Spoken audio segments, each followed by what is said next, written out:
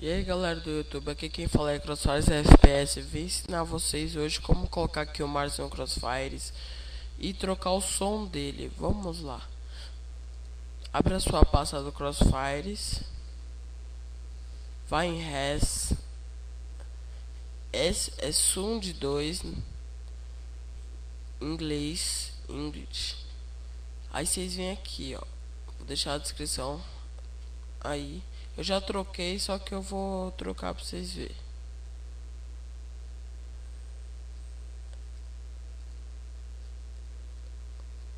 Aí já era. Aí vocês voltam lá pra Res. Aí vocês vão em Oi, Mark.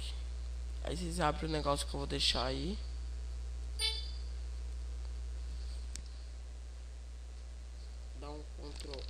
Dá um Ctrl A e arrasta.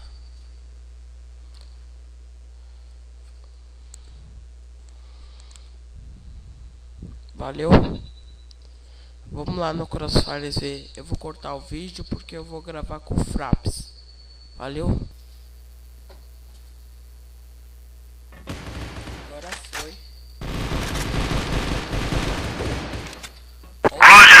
Ó a bomba! Ó a bomba!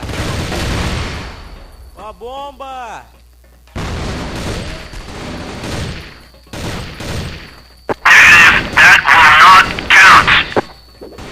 Ó a bomba!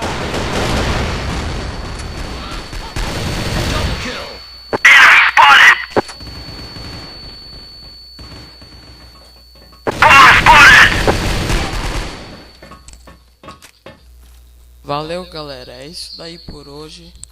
Adiciona aí no Crossfires favorável. Vou deixar o link aí tudo na descrição. Valeu, falou, valeu.